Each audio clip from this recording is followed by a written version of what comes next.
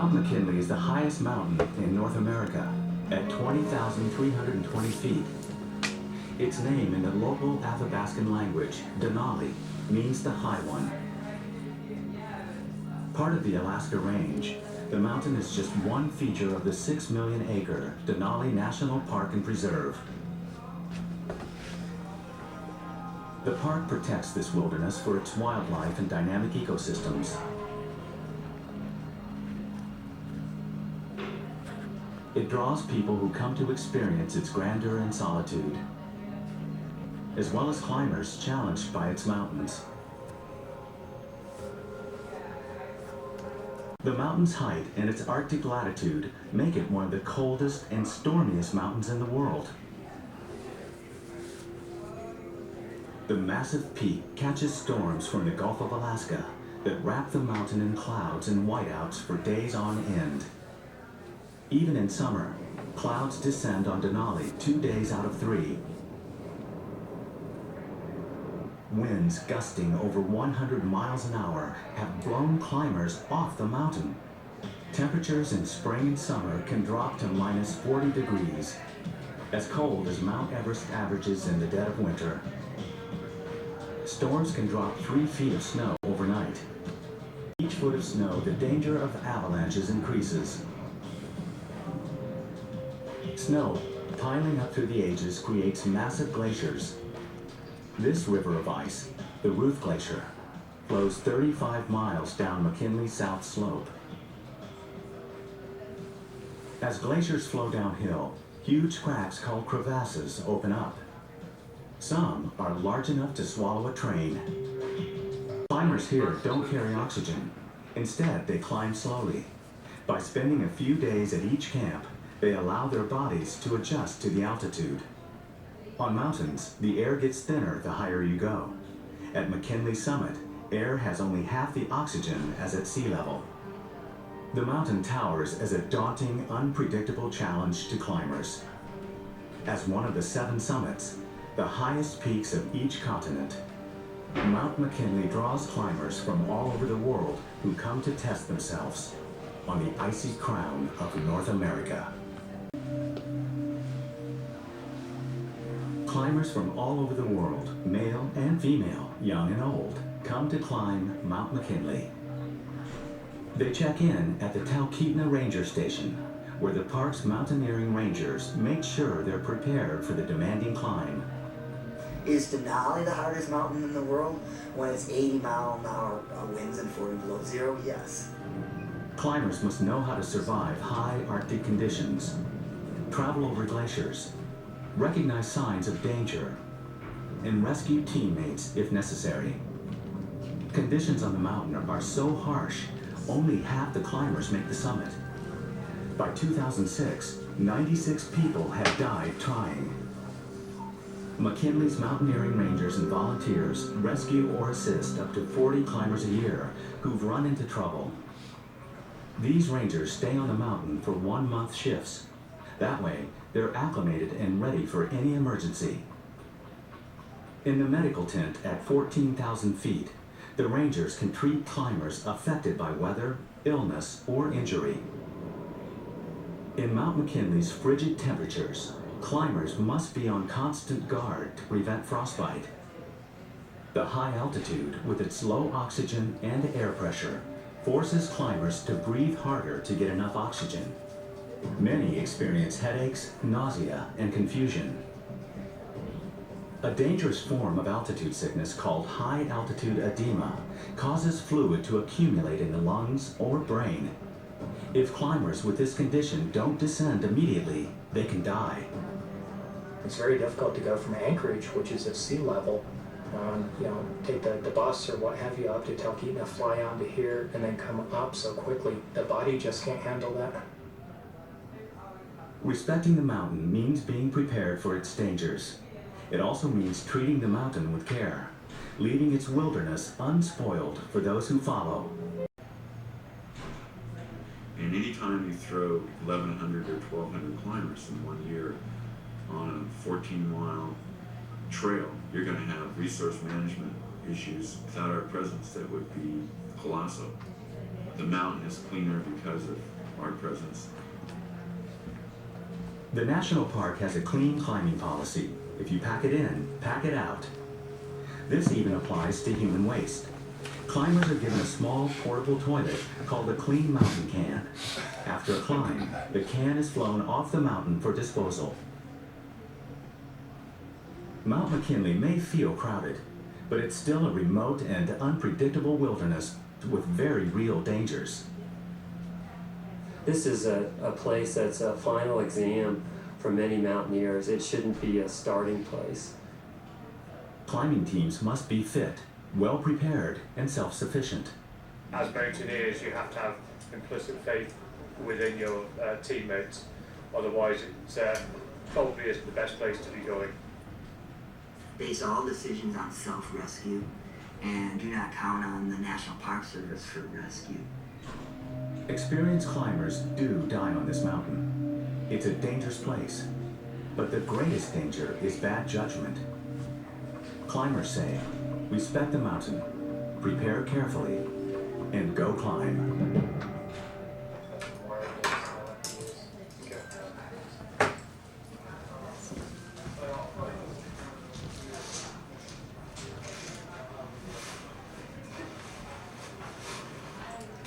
At the Talkeetna Ranger Station, part of Denali National Park and Preserve, climbers register with the Park Service and are briefed by the mountaineering rangers.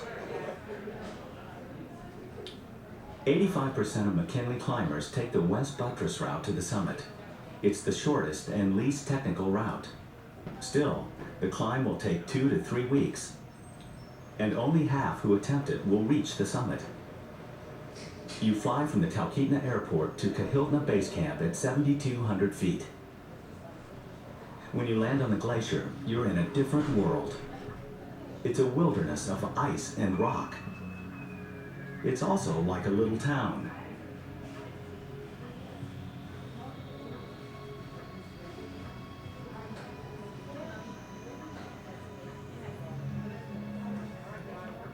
When you set out from base camp, you'll be carrying all your own supplies, 40 pounds in the pack, another 60 in the sled. On McKinley, you climb high and sleep low. On climbing days, you ferry half your supplies to a higher elevation and cache them there. Then you head back down to sleep. Next day, you'll repeat the climb with the rest of your gear and establish a higher camp. And you're forced to be patient on this mountain. Otherwise, your physiology is going to get messed up. You won't acclimate. You won't get used to the high altitude good enough.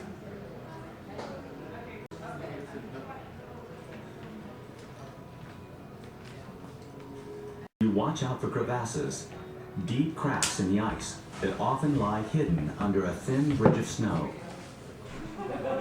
You climb roped together for safety in case one of you falls through.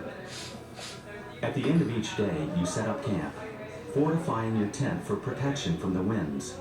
You melt snow for cooking. Finally, you eat about twice your usual amount to sustain your energy.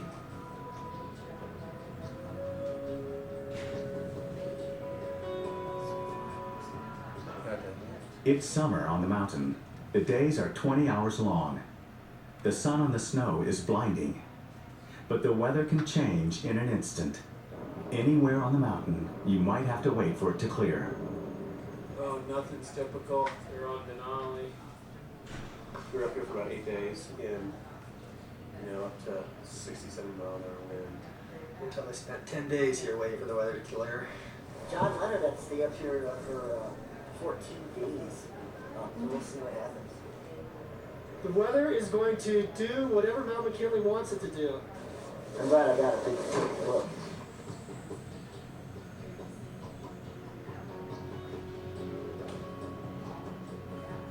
After a storm, you set out again. On the trek to 14,000 feet, the way gets steeper. You're using crampons now instead of snowshoes or skis. The air is thinner.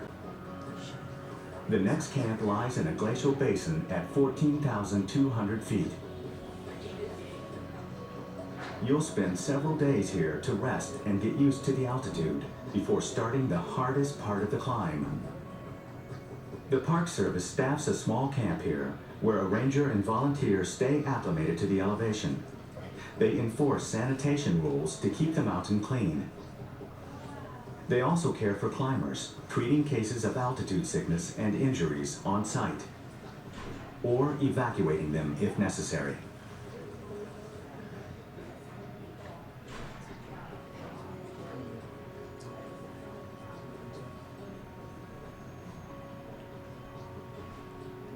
Climbing out of camp, you tackle a steep ice head wall.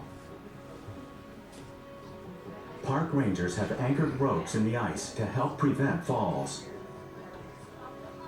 Beyond the head wall, you travel on a narrow, rocky ridge with sweeping views. It feels like the edge of the world.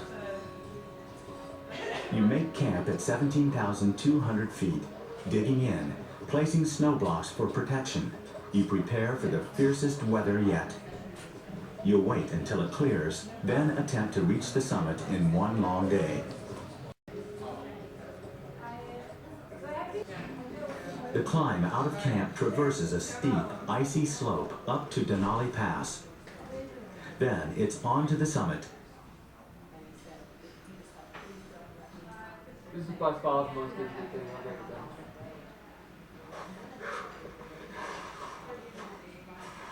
Pig Hill, that's the summit bridge, and that's the summit now.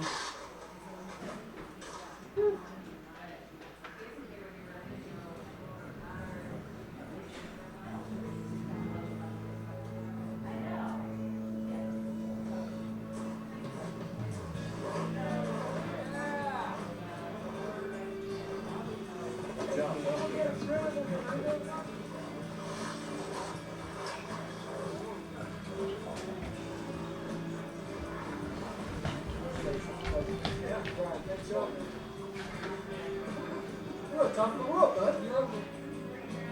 Being on top of North America for our little slice of time. Alright, we did it. Must be so safe getting out of here. The climb back down is the most dangerous part. Many climbers, exhausted and suffering from the high altitude, have fallen on Denali Pass. You must place each foot with caution to avoid an accident. But the descent goes quickly. Picking up your cached gear and garbage along the way, you're back to base camp within 2 days, then heading home. There's a hot shower and a good meal waiting, but once you've climbed this mountain, you never entirely leave it behind. Part of the wilderness stays with you forever, and it changes everything. People in the lower 48 states ask us why we keep coming back here, why people live in such a desolate area and come up and climb these things. And, I mean, it's the most spectacular place in the world. I will never stop coming back here.